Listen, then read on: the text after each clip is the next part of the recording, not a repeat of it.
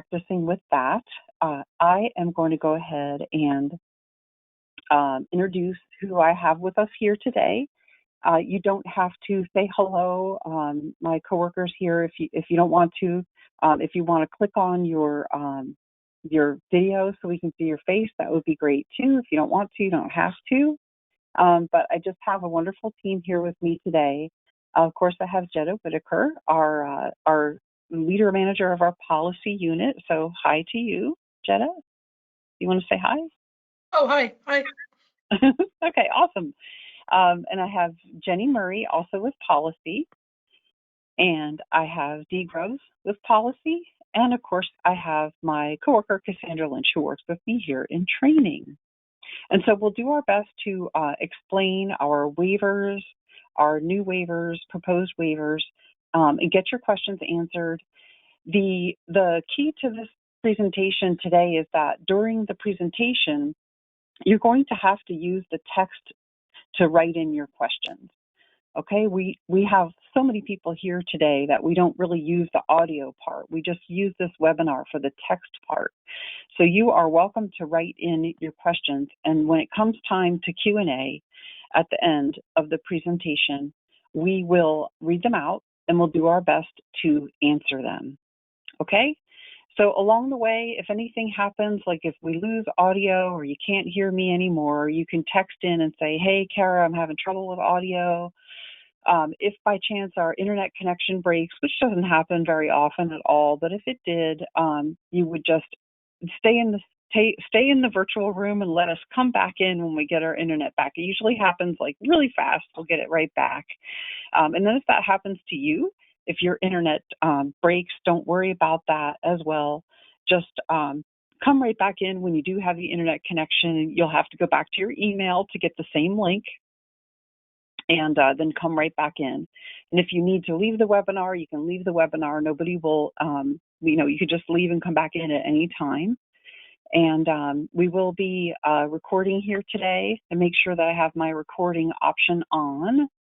And I do. And we also will offer you the materials that we're going to present.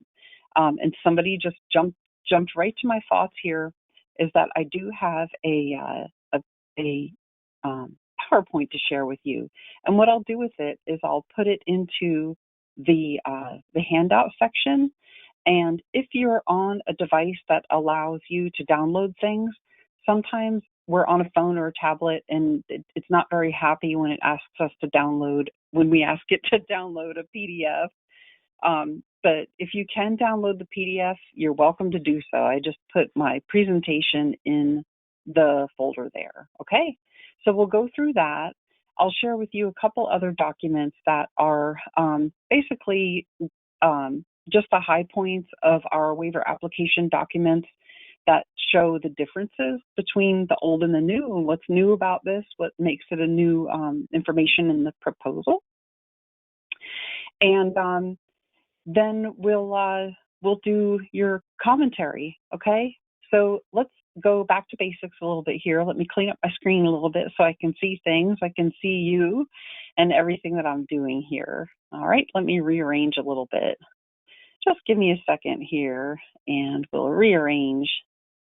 I have one screen. Usually I have two. So when I have one screen, it gets a little interesting for me because there's so much for me to see as I'm doing it. But that's okay.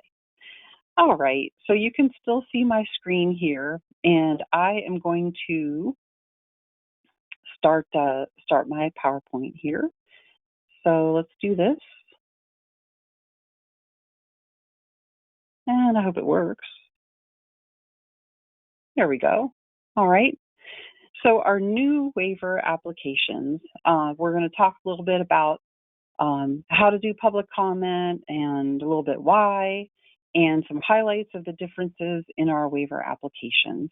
Okay, so public comment, who, what, why, and how. Our waiver applications are actually just sort of really back to basics. Our waivers, what are they? Why renew? Even if we've been working with waivers for quite a while, sometimes it's news to hear that that they get renewed, that we reapply for them to CMS. So that's okay. we just want to give you the context, and this will be quite brief. And then 3, we'll do highlights for our, let me show my screen here, that would be good. We'll do highlights for our new applications, and we'll have time for Q&A. Okay, so 1, 2, and 3. Okay, so let's talk about who, for public input. A stakeholder should be a person who is interested in providing input to our to any kind of governance that is might affect that particular stakeholder.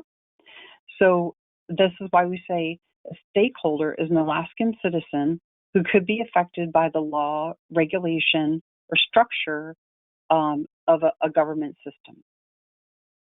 Okay, so that is what our definition of stakeholder is. What we are talking about today is our Senior and Disability Services Waiver Renewal Applications, and for why it's important for us to get your sense of a stakeholder's sense of what their how the waivers affect our particular stakeholders. We serve many people who use the waiver programs, so we're very much interested in how that people would be affected by them. So it tells why do it is because the structures are there to help our Alaskans who need long-term services and supports.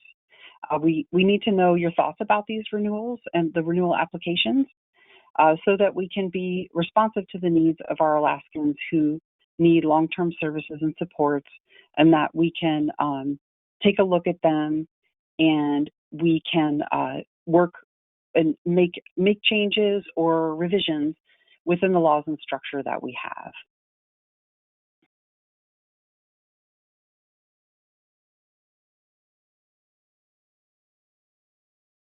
Okay, so we have how to give your input. You can use the text chat in the webinar today, and or we'll be accepting public comment on the proposed waiver renewals. And that is going to be available until 5 p.m., Friday, February 12th, 2021. You can send written comments to Jetta Whittaker, our leader with our policy team, and you can see the address there. It is also available online. We'll take a look at all these things online so that you can, on the website, so that you can see where to find that as well. Once the comments are reviewed and necessary changes get incorporated into the proposed waivers, then they'll be submitted to Centers for Medicare and Medicaid Services on or before April 1st, 2021. And if somebody would need accommodation in order to review them, then you would contact Jetta Whittaker, and then here's her email address right there. Okay, so easy to know. I guess the most important thing here is that we want you to know that today is not the only time to provide comment, and not the only format to provide comment. There's you have time to do so. So if it doesn't work out for you to give input here, or you think of something to say later, there's always going to be a way for you to do that in this methodology to email Jetta. Okay. So a little bit basics about our waivers, and somebody had a good question here. We'll get to that in just a bit. Waiver programs also do include APDD, of course, here, ALI, IDD, ISW, CCMC, and APDD, of course. The purpose of a waiver is to serve Alaskans through our entire program choices who experience, of any age, who experience disabilities and or who are frail elders. A waiver is a federal program that states offer to people who have Medicaid and need services such as that provided in a facility, but who are choosing to receive services in the home and community. So the way it works for all states is that all states need to tell CMS how that state will run its waivers, and all states need to have public input about that process. And Alaska, like all states, reapplies every 4 years or is necessary to renew or amend its waivers. And SDS needs to tell CMS how we will implement our waivers, and we need to give them specifics about who, what, when, where, why, and how. And that includes, how many people will be expected to use the waiver program, how we'll look after them financially, how we work under assurances with CMS. So basically how we'll meet those assurances and at the same time meet the needs of people in our waiver program. Okay, so I'm going to switch it up a little bit here, and I'm going to go to some summaries of the changes in our waiver programs here, okay? And just bear with me 1 second, and I'll get my screen switched around, okay?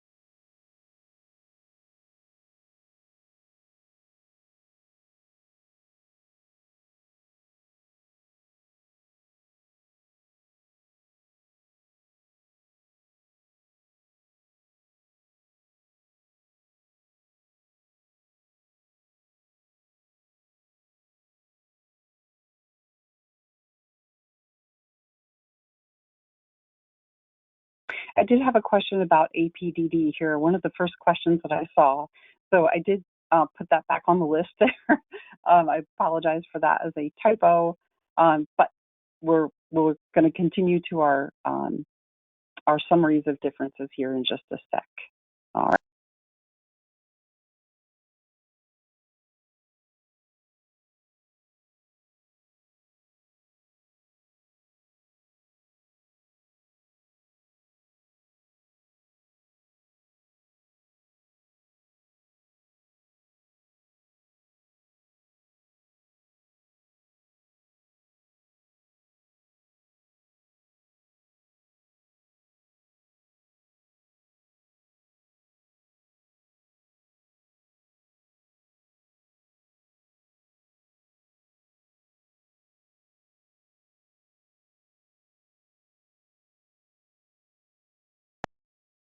Okay, so the first one that I chose here to talk about is ALI.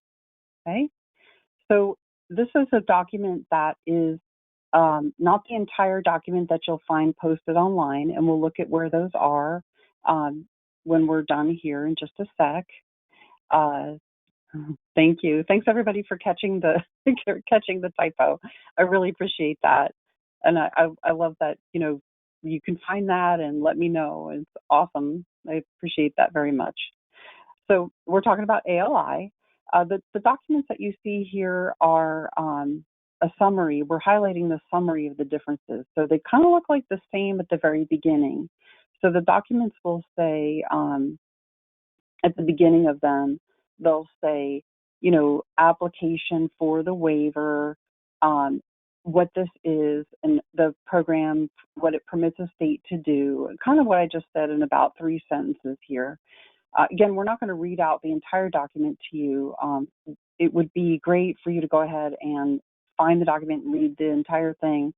But for the sake of time and simplicity here today, we're just going to explain the differences, and then you can put forth your comment and your questions, and we'll do Q&A.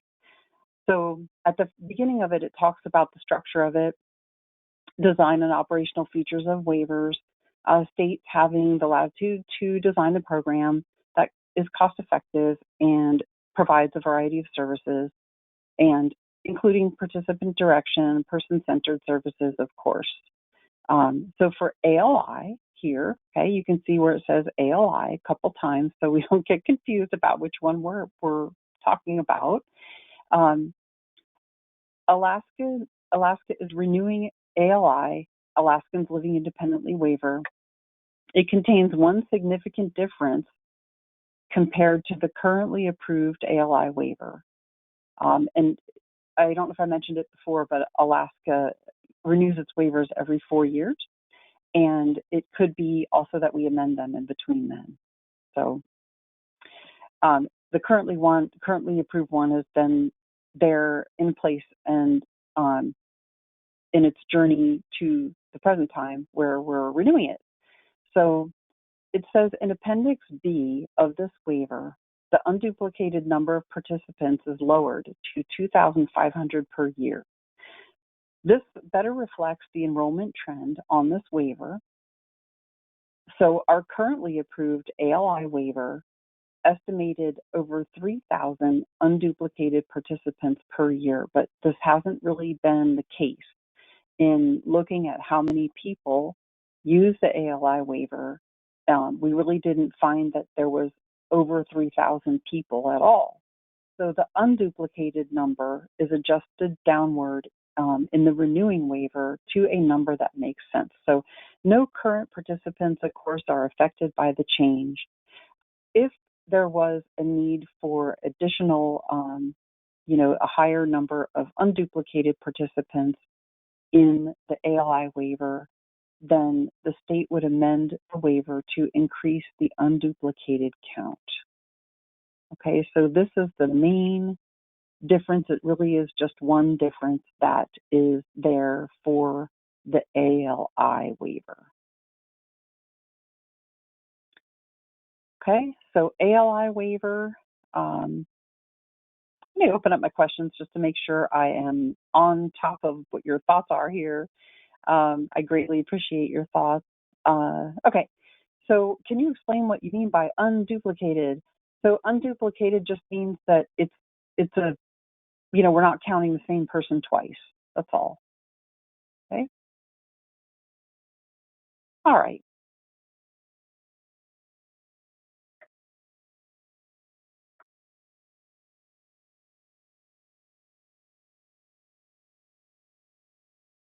Okay, so I'm going to go ahead and I'm going to freeze my screen, and I'll go to our next waiver and provide a summary of the differences between the current waiver and the proposed one.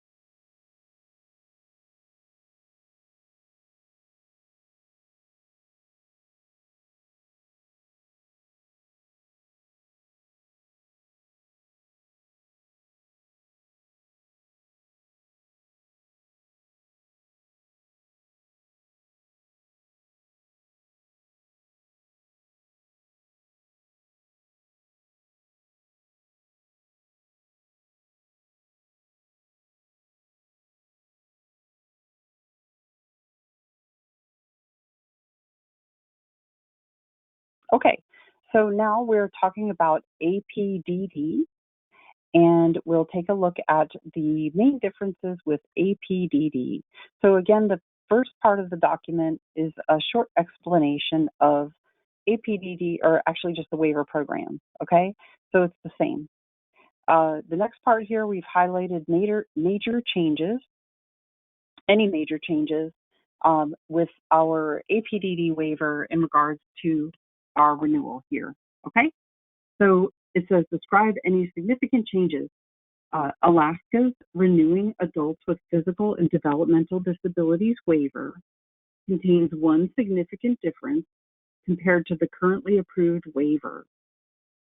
In Appendix C, the title of the Supported Employment Waiver Service is changed to Employment Services, with some changes to the service definition. So the name of supported employment is changed to Employment Services. It says here the service definition again includes two subtypes, pre-vocational and employment.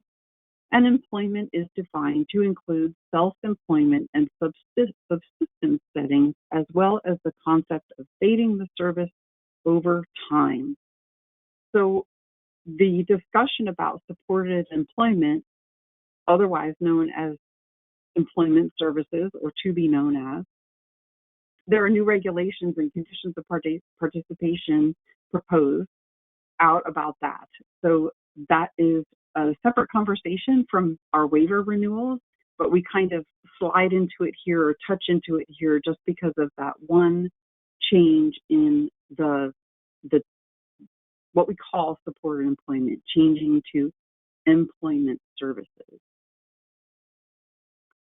Okay, so employment services, and that being the biggest change or the only change in the APDD, the waiver renewal.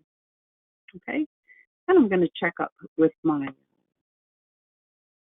on my questions here really quick and make sure you can see my screen. All right. Questions related to the ALI. The number of participants with ALI waivers is under 2,500. That is what the explanation says, yes. And it does not make a cap on people that can get the waiver for ALI.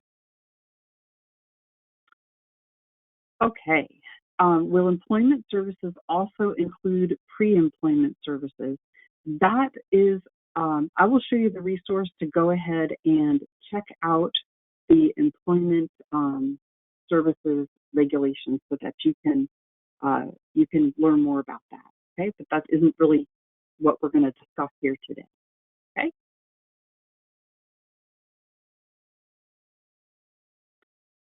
All right. And don't worry about your questions too. If we do have Jetta, she's going to answer our questions when we get to Q&A in just a bit. We are going to go ahead and we'll have Jetta answer questions. So keep them coming, and you are welcome to submit any question that is on your mind.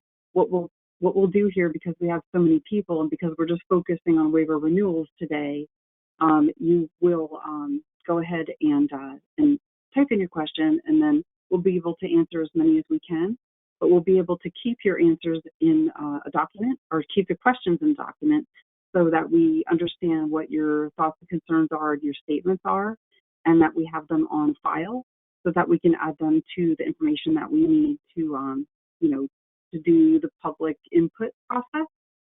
Okay. Kara, so some of them are sort of off topic. Go ahead. Yes.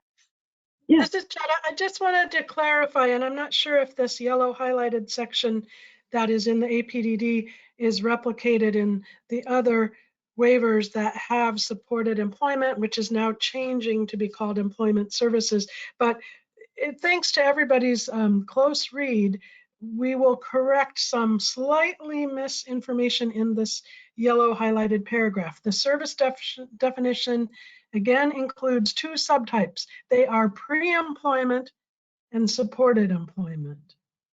Pre-employment is helping you figure out what kind of job you want, and then supported employment is the traditional job coach. And that is explained in Appendix C down below. I think it's all yellow highlighted, but right here in this particular yellow section, we kind of mistitled what's going on. Pre-vocational is not a term we are using in regulation or in the waiver. Thank you. Great, thank you, Jetta. So if we scroll down a little bit here, we can go down to the highlighting that we have here. Again, our discussion about employment would be a different topic today, but we do have a highlight here that'll tell you the service name having been changed to employment services. Okay.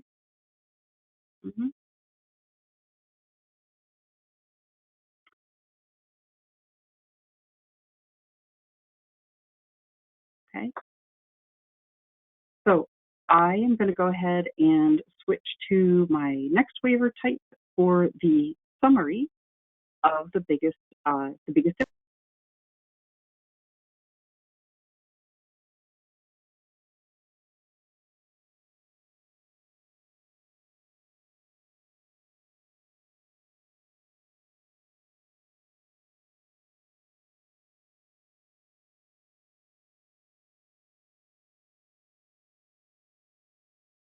Okay, this is a summary of our waiver application document addressing CCMC. So the biggest change with CCMC is, again, the title of supported employment would be employment services for those individuals who would have the CCMC waiver and potentially choose employment services on that waiver. So that's the biggest change within the CCMC waiver. Other than that, it is the same structure. Okay.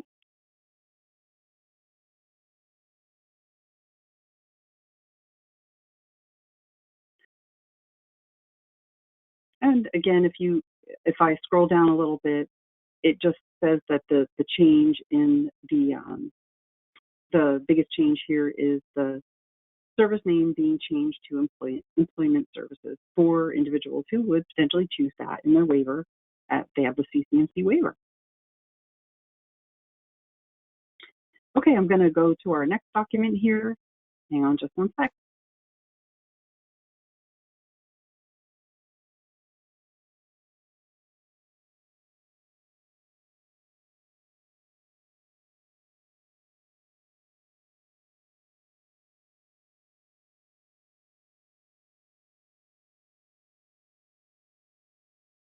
So this document is about our IDD waiver. Okay, IDD. And let's see what the summary here of the major changes is. Alaska's renewing people with intellectual and developmental disabilities waiver has 3 significant differences compared to the currently approved IDD waiver. So in Appendix B, which is available in the full document, it states that the unduplicated number of participants is adjusted to reflect that some people now are enrolled in the other waiver that serves the similar target population, and that means ISW. And so it allows for up to 10 participants to transition from ISW to IDD. So if people's needs change and they begin to need the IDD waiver, it does allow for up to 10 people to do that in its unduplicated number of people that would be enrolled in this waiver, IDD. In Appendix B, there are language changes that allows SDS to select more than 50 people from the wait list when the unduplicated count falls below the approved number of participants.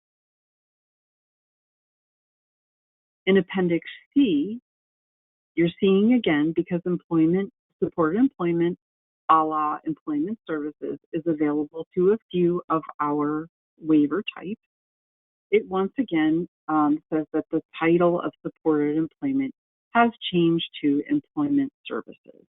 And once again, for questions and information about proposed new regulations regarding employment services, you would want to go ahead and check out our proposed regulations and conditions of participation about employment services. And I'll show you where you can find those. Those will be things that we can potentially answer in a different way. But today we're just answering questions about the waiver application. And so for IDD, a few changes here to know about. Okay, and I'm going to click open my questions area here just to see and make sure that I'm up to date with you. All right, good questions, good questions. We'll get to those in just a sec. We're almost there. I'm going to freeze my screen and get to my next waiver.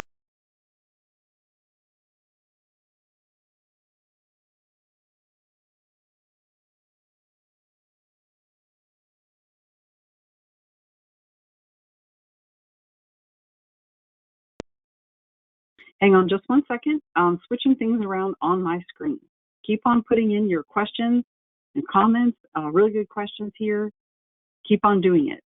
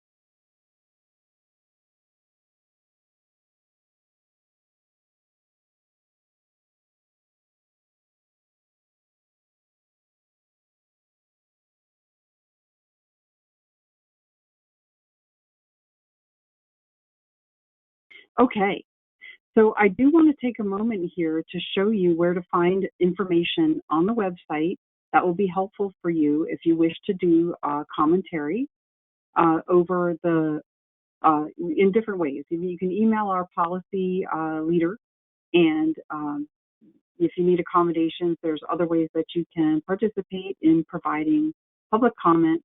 And I do want to let you know about where to look at the proposed supported employment reg for employment services. And you can read about that. And that would potentially be more info and outreach and things like that. So one thing at a time here today. We're doing our waiver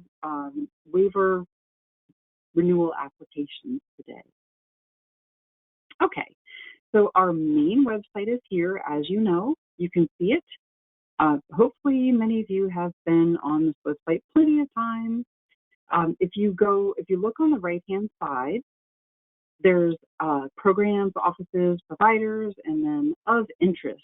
So if you look under of interest, you'll see AK, HCBS waivers, which is home and community-based services waivers. And you'll see a few things here.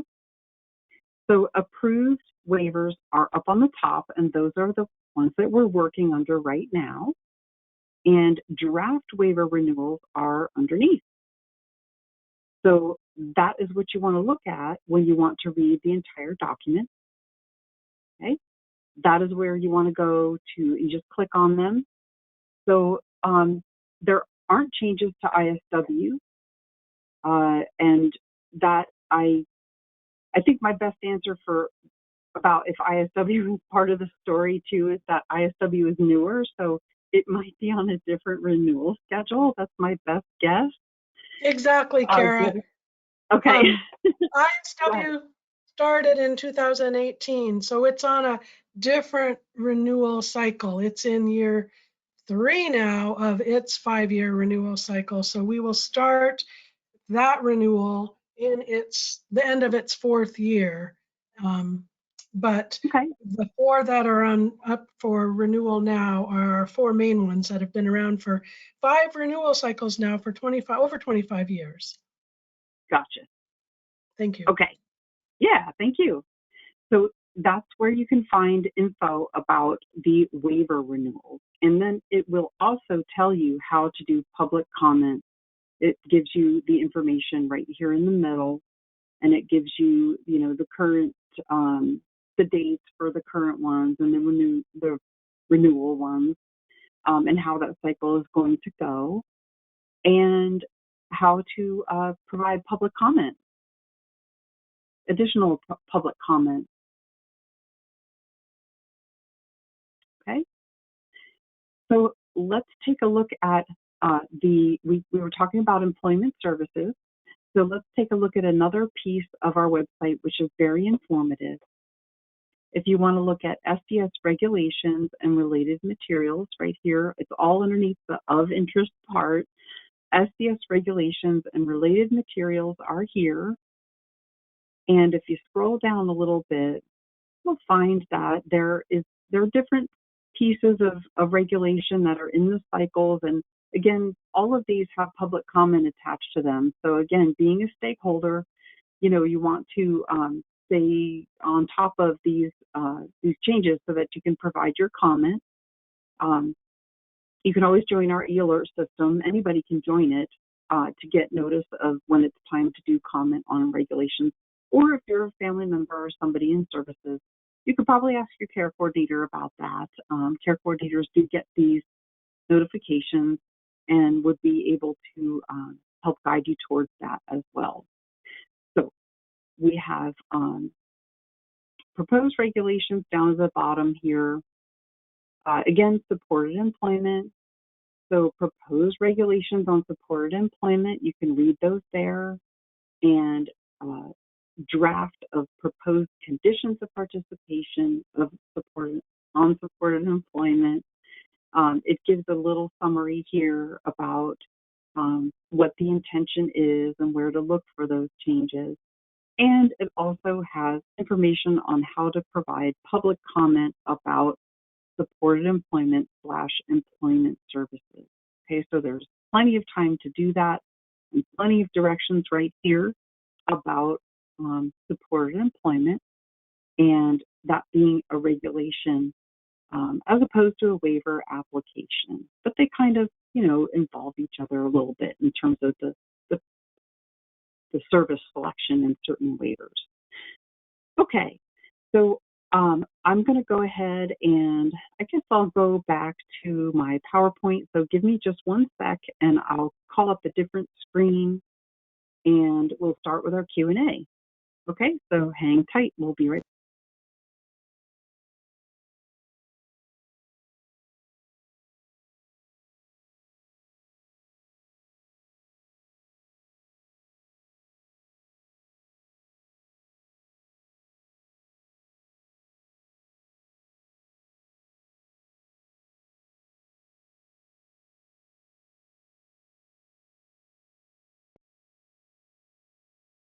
Okay, so it's time for Q&A, and I'm going to go ahead and roll up to the top of our questions gathering here, where I can see it on my screen. And what we are hoping to do here is to read out the questions, and hopefully we can answer them here, or we can at least re-clarify. Again, if we don't have time to go through everything, that's okay. If we'll definitely have a chance to keep your questions on file so that they can be part of this knowledge that we're building about the process and part of our required effort to receive your input. If I don't read out your question exactly, it's probably because other people had the same questions. That's okay. We would love for you to enter your question, even if you hear the answer that sounds like it's answering your question, because it's really great for us to know how many people have that question. So please feel free to go ahead and enter your question, regardless of what the answers may be right here today. Of course, you're welcome to enter questions. And we'll do our best to get to every one of them. If we cannot get to every one of them, then like I said, this is just an ongoing part of our exploration and recording of your commentary and your input about these changes. Okay, so let's go ahead and get started here. And I will start up at the top. And Jetta, if you want to go ahead and show your camera, you can, and if you don't want to show your camera, that's okay too. Yeah, are you ready? Yep. Okay, awesome. So there was a question here about the section under CCMC, financial accountability, pages 203 and 204. The financial accountability pieces of the CCMC waiver. So I'm not sure if you have access to that in those pages. I could show it on the screen if you want, or you could just tell us a little bit more about how financial accountability works in our waiver program. That might help. If you could explain or show the section, the CCMC waiver is only 192 pages long, only. It's one of our shorter waivers. So we're a little mystified about why the page reference is 200 plus. But what is the question on that page? It just says explain more about financial accountability. So if we don't have clarification on that, if the questioner could enter a clarification for us, that would be great. If you can't, that's okay too. Maybe just give us a few words about the financial accountability part of waivers in general. That might help us. And just to speak to Appendix I, which is the financial accountability section of each waiver, CMS is very interested in the rates that we pay our waiver service providers, how they're determined, how they're audited, because they're always wanting to focus on fraud, waste, and abuse and make sure we have controls in place. So in Appendix I, there's a lengthy amount of information from the Office of Program Integrity, which is primarily responsible for audits and post-payment review.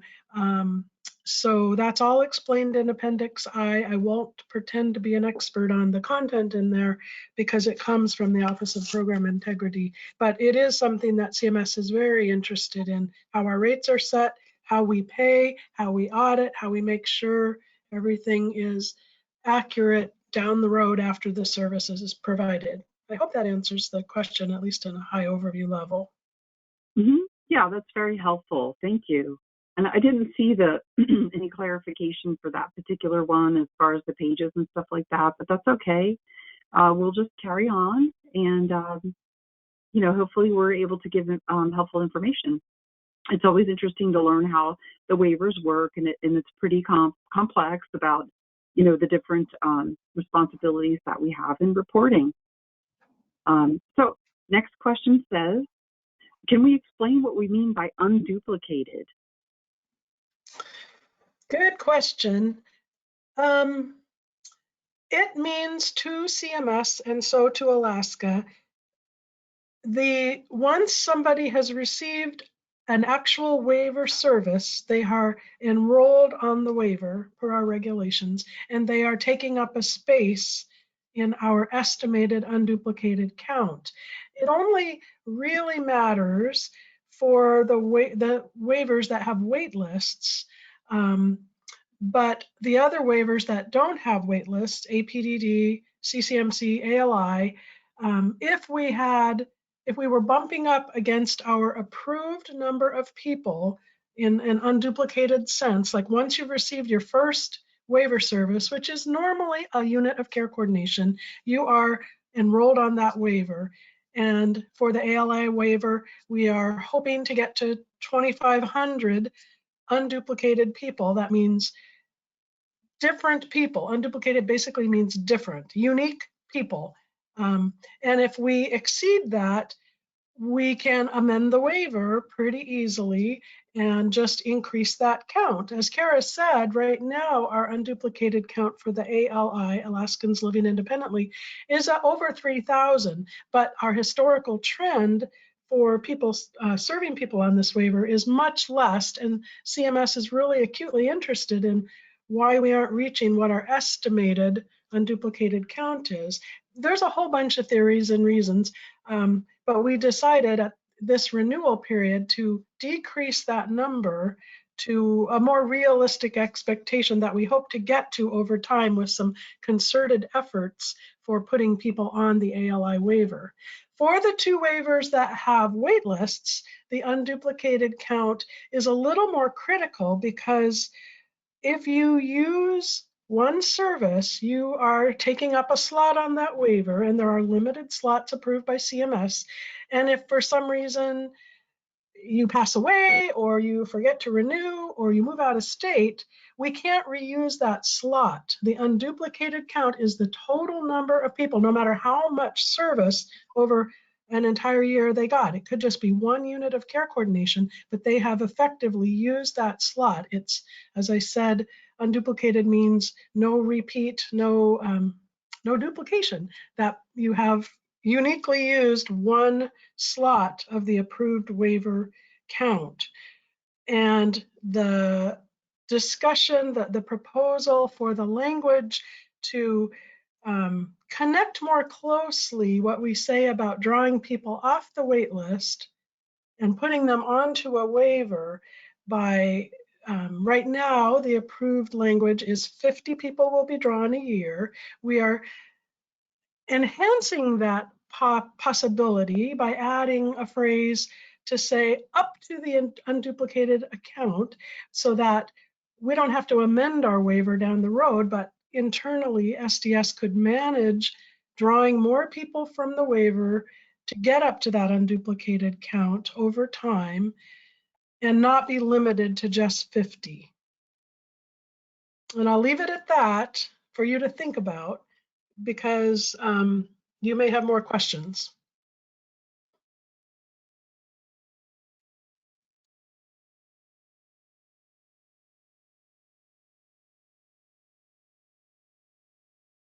Okay, thank you.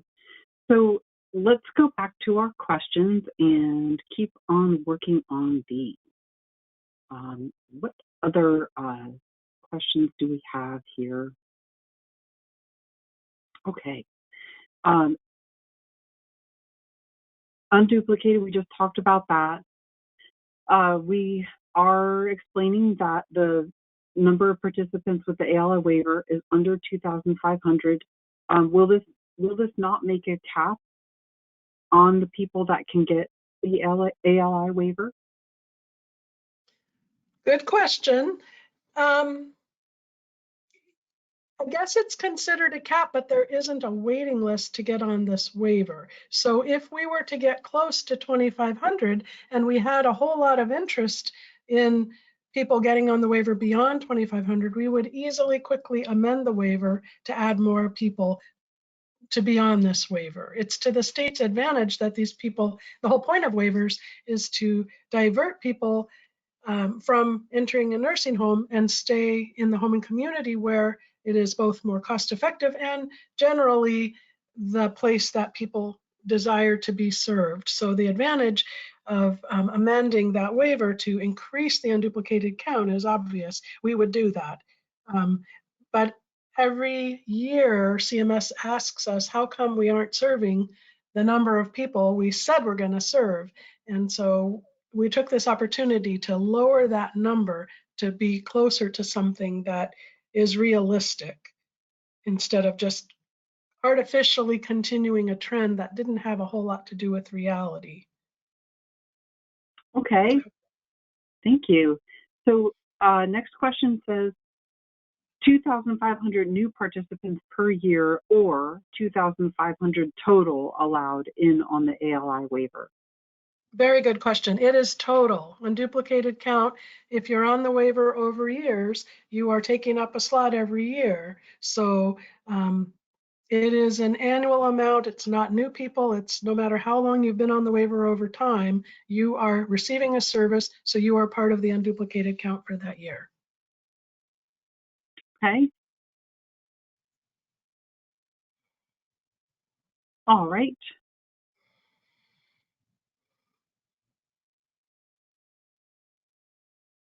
So in talking about the IDD waiver, one of the changes was allowing for 10 to transfer from ISW to IDD. So the question says, is that 10 ISW to IDD per year or per month or per quarter or something different? Good questions.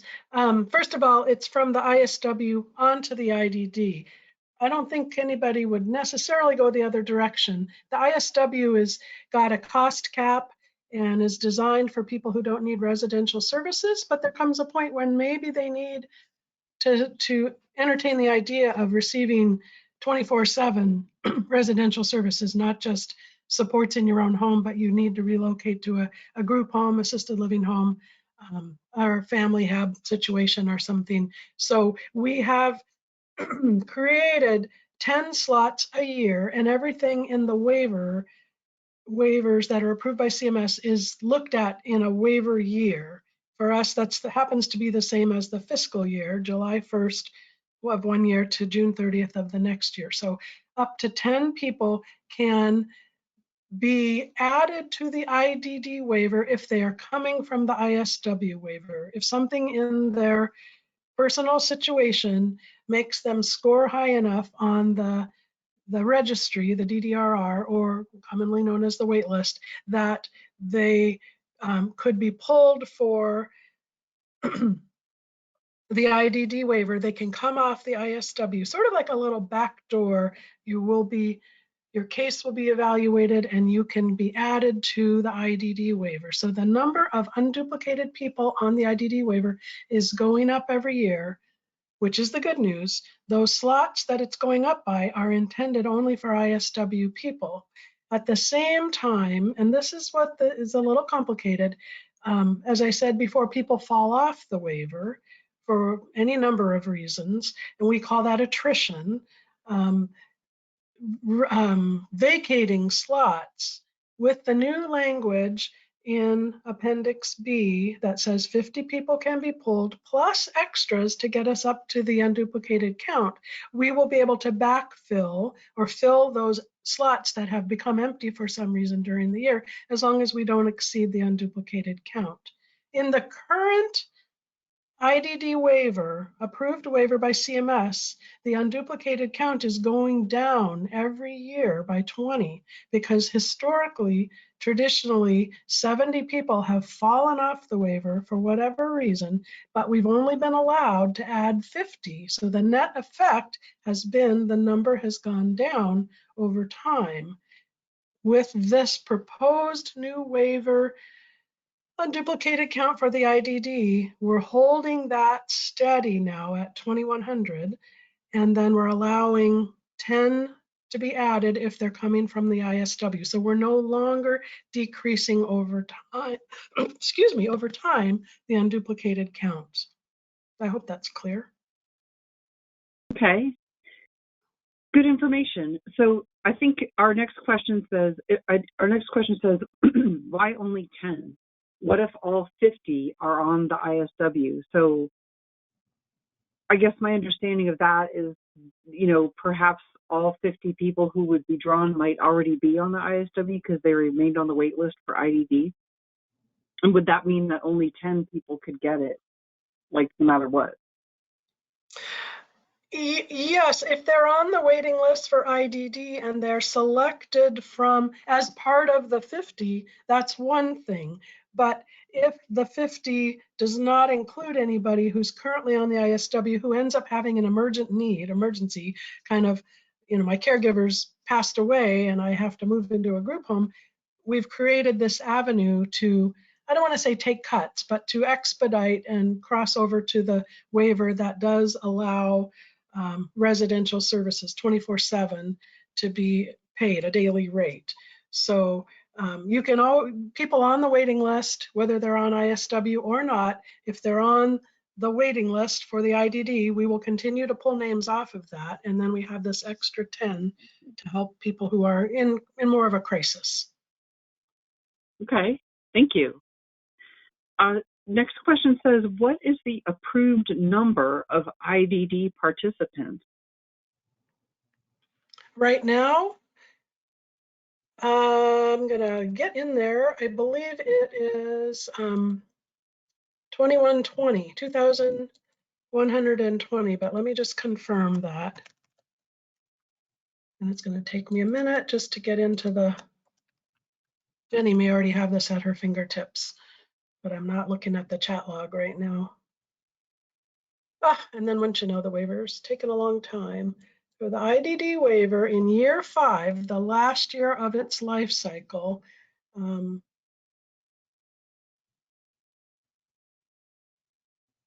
Hi, Jetta. Yes, it's 2,120.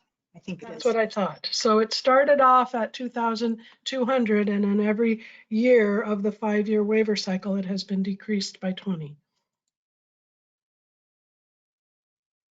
Okay. So the question, a related question says, are we saying that SDS will pull 60 people for the IDD waiver each year?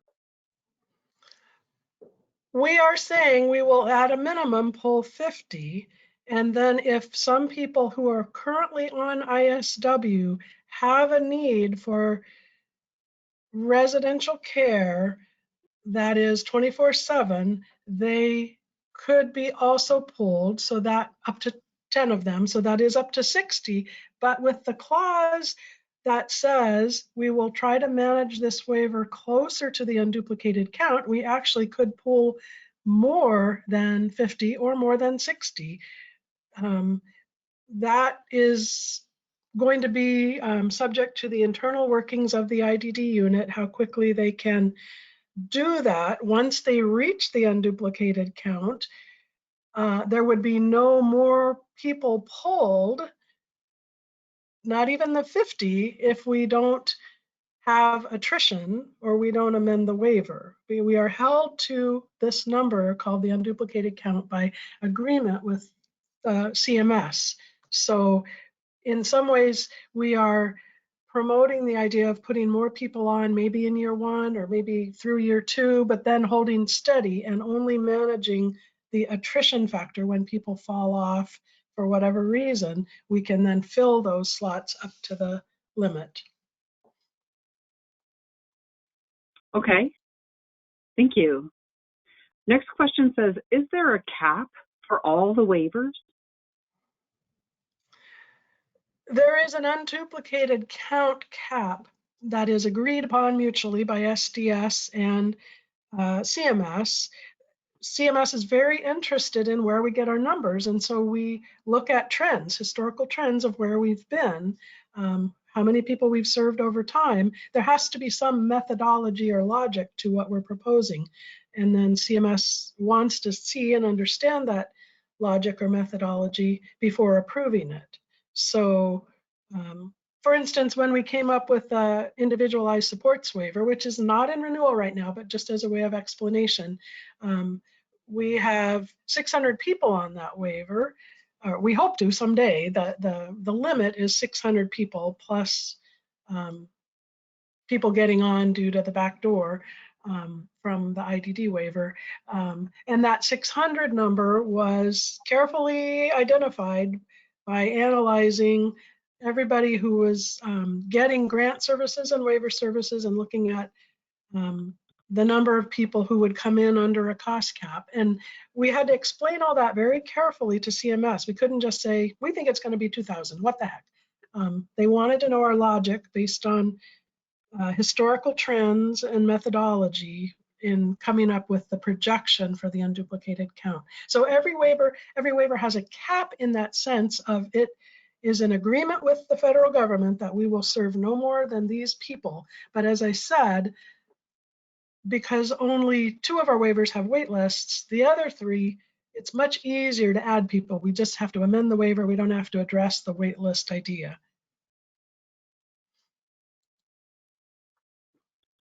Okay, thank you. Next question regarding our applications. Why would they reduce the ALI number if the projection for need is supposed to quadruple over the next 10 years? Well, that's a really good question.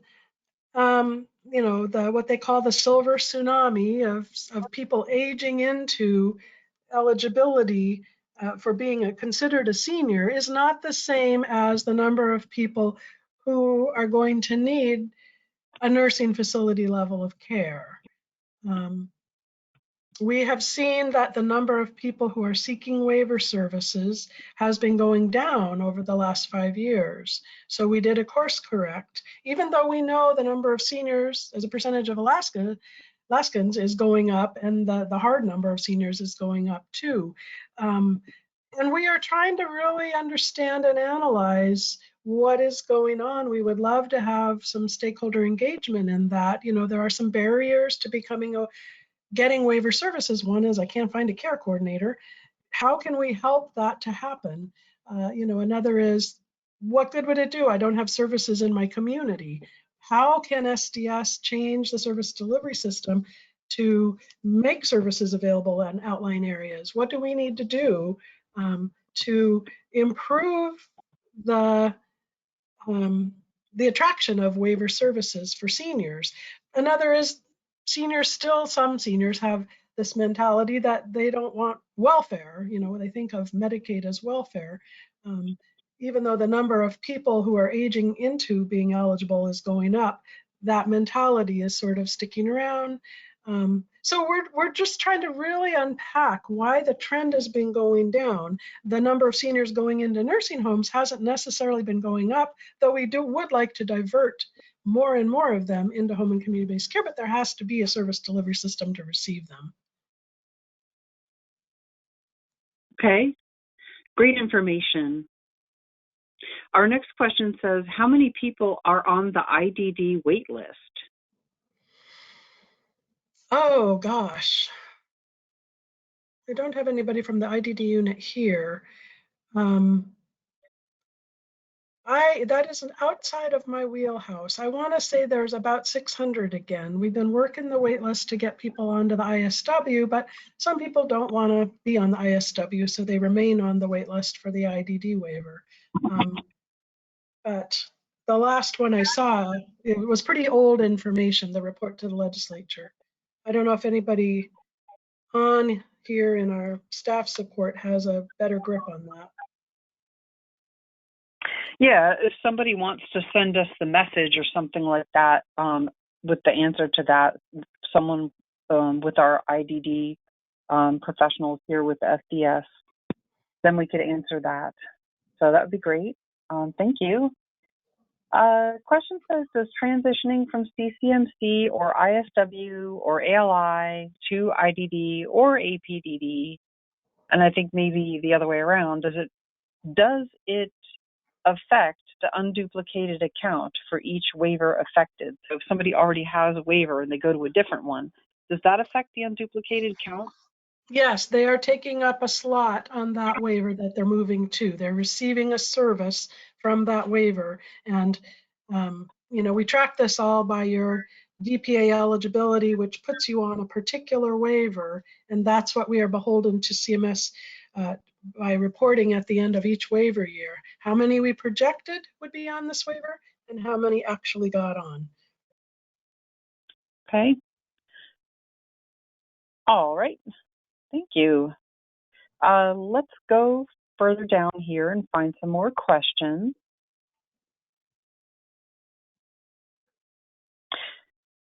Question says, so does the application to CMS allow for additional draws in the new years of the waiver? If everyone allowed is drawn in year one, does that mean only attrition waivers will be able to be drawn? That's how I would interpret it, yes. Okay. Does CMS require these caps as part of the waiver application, or is this a cost control function from the state? The limits on the number of people on each waiver, I suppose that it could be looked at as a cost control. If not for waivers, though, people would be in institutional. They meet the level of care for institutional care. So it's a savings also. I think the public knows that there are limits.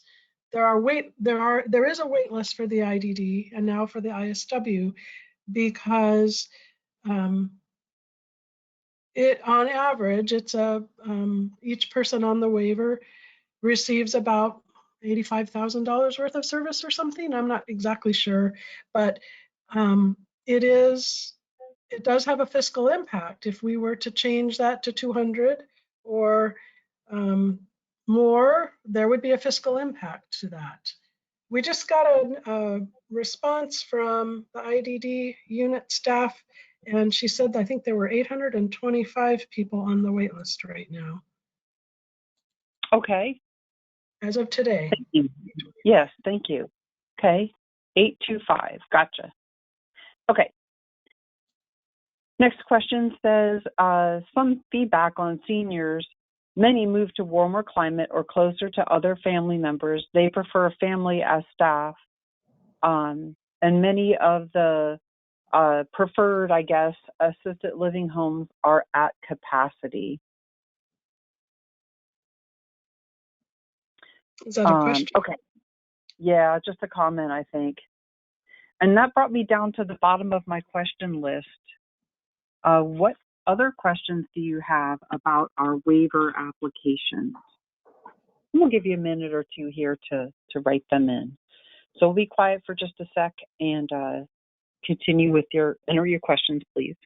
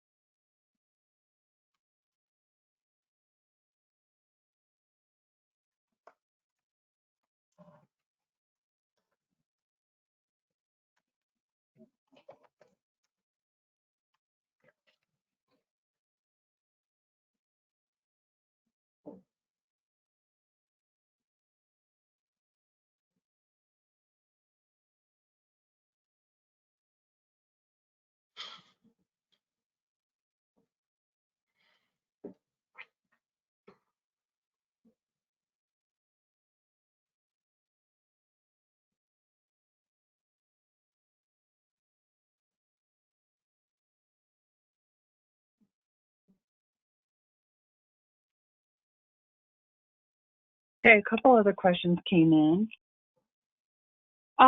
Question says, or this comment and a question. So if the people with IDD waiting for services on the wait list, I'm thinking it says, are not in favor of the cap and only selecting attrition people, can they write in and protest? And where should they direct their comments to? I think I can answer that, but Jetta, do you want to talk about that? I would call that a general comment about the waivers that have wait lists, specifically the ISW, which is not being put out for public comment now, but the IDD waiver. If you wanted to register your opinion about having an unduplicated count or the number of people drawn, you would submit that comment in the normal way to the waivers, about the waivers. Yes, that would be public comment that you would do. Absolutely. And there was a couple of questions that were referring to if we don't have as many people using the ALI waiver, can't we have an allowance for more people to use the IDD? Well, that's an interesting idea. I mean, it's all state GF matched by federal funds. But as I said, each waiver has this cap, which we are beholden to limiting the number of people on a waiver. For some of the waivers, it's more easily amendable because there aren't wait lists. So, in the big picture, yes, we could shift the funding around, but we still have to go through the process of amending the waiver then, which takes some time, including a public comment period, and then submitting it to CMS and, a forward effective date. We can't just do it without federal approval. That's my point. If we decide we want to reallocate our resources and increase the number of people on the IDD waiver, we would have to submit an amendment after these ones are approved. I'm assuming that we would stick with the plan for now, which may not be the case. But just because we decide we want to reallocate our resources is not sufficient. We also have to get federal approval. Okay. And so there's a few questions about this theme.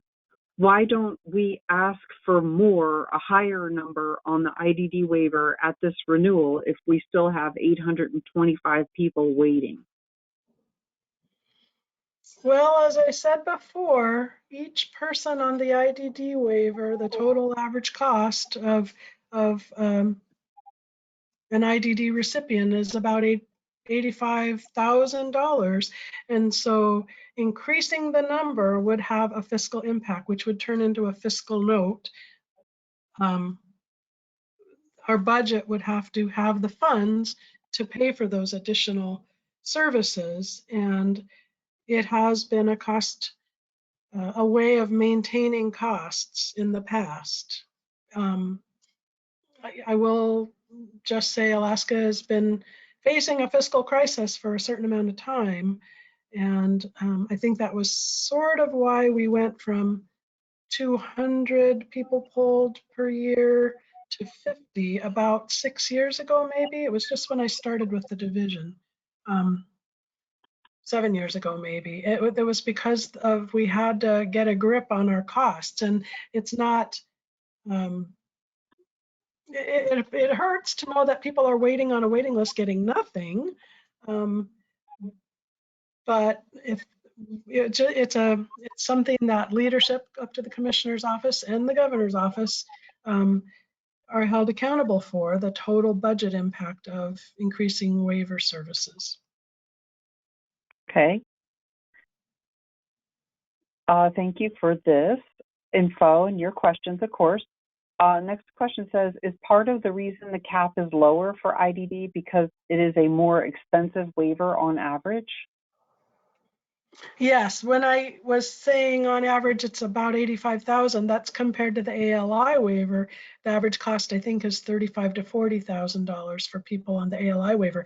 The number of services for people who are on the ALI waiver is nowhere near as robust as it is for people on the IDD waiver. And there's a whole bunch of reasons for that, but you can look in Appendix C at the services for the ALI waiver and compare it to the services for the IDD waiver. And it's just a longer list on the ALI waiver, I mean the IDD waiver, and maybe they're more expensive overall. The utilization for each waiver is the fine detail that's considered presented in Appendix J. The very last appendix of each waiver application gives you the unit cost, the number of expected people, and the number of units they're going to use. And there's a big math equation that turns out the average cost per person based on historical trends of utilization. Okay. Great info. Next question says, how close to the 2,120 limit on the number of active IDD waivers is the state currently at? Oh, I think we were at about 2040 last time I saw. Let me shoot Heather, the IDD unit director or manager, a quick email and see if she can shoot me back the answer. How many, can you tell me how many people are on the IDD waiver now? And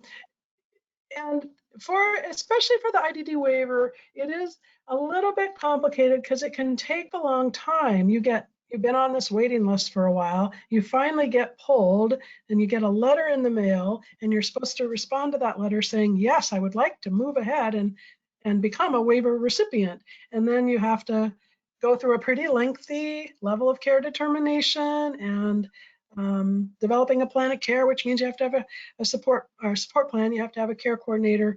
It takes 3 to 6 to 9 months sometimes before you receive your first service. So that period of time where you're working towards getting that first service and you did get pulled from the wait list, that lengthy period of time is what we call actualizing. You are in the process of actualizing before you actually take up a waiver slot.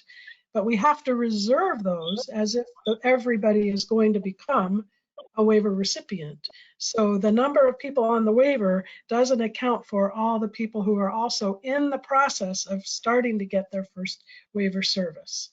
So when Heather replies, I'll let you know what that number is.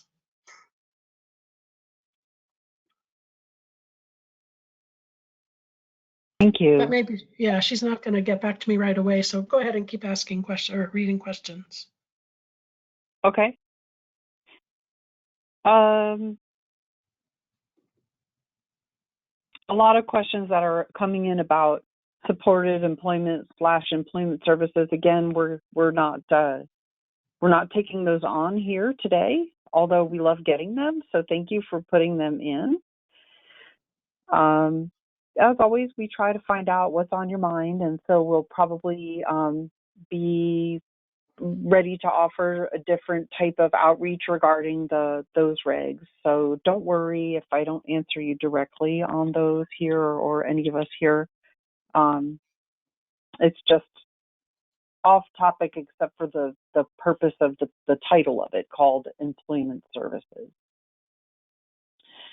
I don't see any new questions here about our waiver renewal applications, but I see that people are typing. Kara, if I could just touch on the supported employment change. Sure. As we said, the regulations that change the name of supported employment to employment services and some related definitional items as part of the regulatory package. We're not here to talk about that today. We cannot discuss regulations in this forum, but that is currently out for public comment. The comments are due to me by March 12th, which is an extra month. But what we can do is discuss the service that's contained in the waiver renewals. And in Appendix C, we drill down to include the language of the waivers in the definition of the service, the regulatory definition in the service. And so the things that were highlighted in the major changes section specifically the idea of the possibility of decreasing supports over time and including subsistence in what is considered supported employment, that you might need a job coach in order to help you do subsistence activities, and that's in lieu of a paycheck or working for an employer.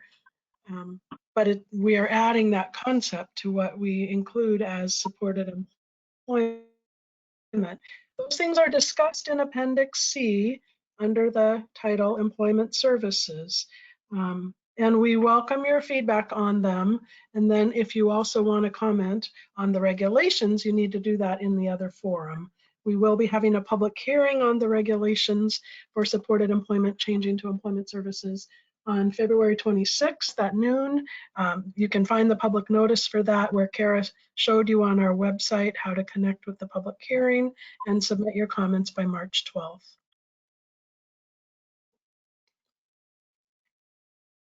But if we could answer any of your questions about supported employment here, then you wouldn't have to submit public comment on the regulations. With this forum of having a more interactive webinar for waivers is much more informal than the Alaska Administrative Code that oversees regulatory changes. That is all we can do is say, thank you for your comment. We can't answer your question. But here we can do some sort of back and forth work. So I just heard back from Heather. Oh, that takes a bit longer. That report is not as user-friendly. So no, we can't unfortunately tell you where we are in terms of the number of people actually on the IDD waiver now, because I think that the IDD unit needs to look back and see how many people have been offered the slot and are in the process of getting their first waiver service. Okay, great. Thanks for taking a look to try to find it as well. So that's awesome. Okay, next question, or it's actually some of the same kind of question from a few of us. Are we sure that we've actually removed people from the IDD waiver that should be, because it appears that they're still on caseloads, for example, with care coordinators able to view them in our Harmony data system. So are we sure that that we're up to date on who is and who is not in the IDD waiver? Wow, well, that's interesting. I'm not sure, but yeah, I would hope that the IDD unit would have really close tabs on who has actually not become the attrition factor, who has opted not to renew through the renewal process that must be done annually, or who has moved out of state and not communicated to us. The care coordinator has some obligation to tell us that, or who has died. And we do track people through our mortality review functions who have fallen off the waiver due to that reason. So that part of the attrition factor probably is accurate. If somebody has temporarily gone into an institution, maybe down south, maybe in Alaska, they can still be on the waiver, but we suspend waiver services because you can't provide waiver services while in an institution, but they're still taking up one of those unduplicated counts. So there could be a number of reasons why somebody isn't currently getting services, but is still on the waiver. If it's more than that, we would, I think, rely on care coordinators. Kara, would that be your best answer about cleaning up the list, I guess, if you will? Yeah, that would probably be my best answer. It's an ongoing process with, unifying information that care coordinators see and what's in Harmony and things like that. So if you're a care coordinator and you're out there and you're thinking that somebody that you're working with or your IDD waiver caseload doesn't match who is living in state or who left the waiver or who passed away, if you could please just email that information to me on my my encrypted email. Most of our care coordinators should know that. It's by DSM because it's going to have private info in it. And we'll see what we can do about looking into those. But the interesting thing is that we're making the connection between, the numbers of people on the waiver, and then if we see folks that really aren't using services for whatever reason on caseloads, then, it causes a question, are we having them updated? So I think it's probably more of a harmony cleanup. So yeah, if you're a care coordinator, if you could email that info to my direct secure messaging, that would be great. And you can look me up on DSM because I'm there. Just type in Kara and you'll find me. And all the questions coming in about that, I love your questions. Again, we're going to have to look into it in a different, in a different venue, a different way. So let me know what that is, and we'll go back and work on that.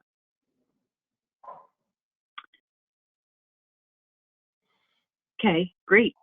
Again, email me specifics so I can get that info outside of the collection of questions here in our webinar. Okay, any other questions about our waiver applications?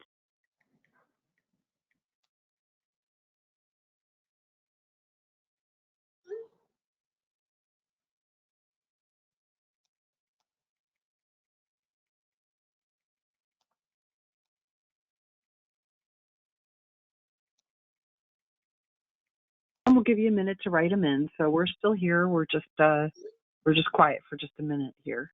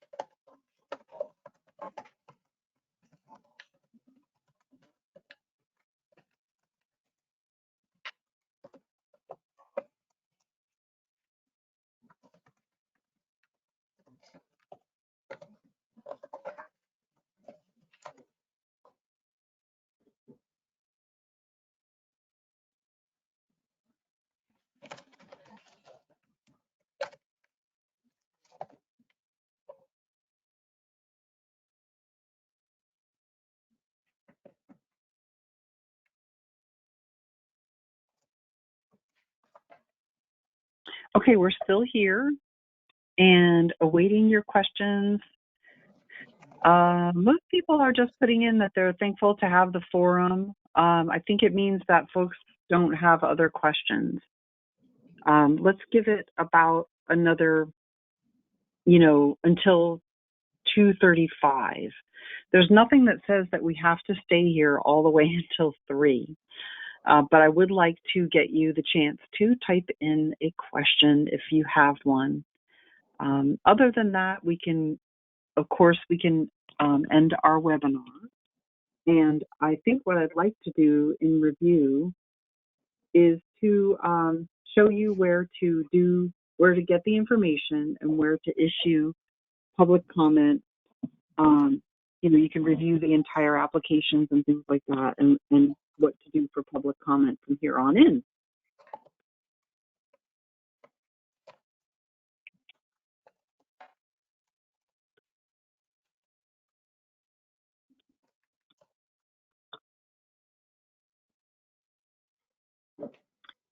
Okay, so I'm going to go ahead and make my screen look different here. Just give me a second and we'll take a look at those 2 places.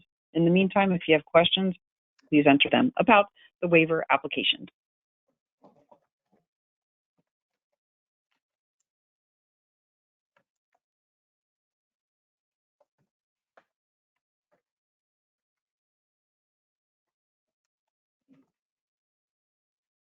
Okay, we had lots of questions and thoughts about the supported employment proposed regulations and conditions of participation, which are different than the applications. And I just wanted to let you know where to find info on that. So I'm going to go ahead and show the screen.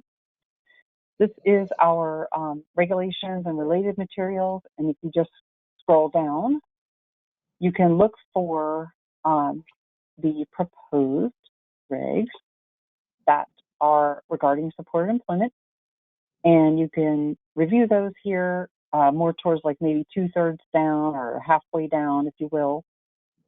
These links are live and they'll bring you to the proposed regulations and conditions of participation on supported employment. And so the other resource is for the waiver applications, the focus of today. On the right-hand side, we are on this page right here. If you can see the little hand, all right, that's where we are. If we go to this one, waivers, that is where you can find the entire documents about the waiver renewal applications. And they are going to be underneath where it says draft waiver renewals for public comment right here. And you can read those and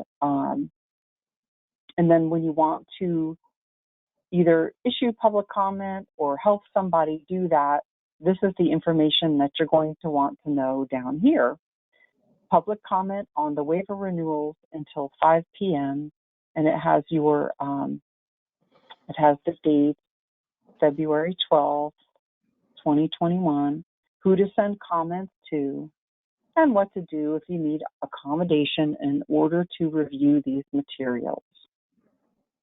Kara, and if you wait until after 6 o'clock tonight to go to this page, as part of the daily updating of of website content, the highlighted version, which is only 3 to 7 pages long for each of the 4 waiver renewals, will be reflected on this page right underneath each draft waiver renewal. Because each of the draft waiver renewals is 200 pages, and we didn't highlight anything in there. You would have to compare the existing approved waiver up above with the draft waiver renewal.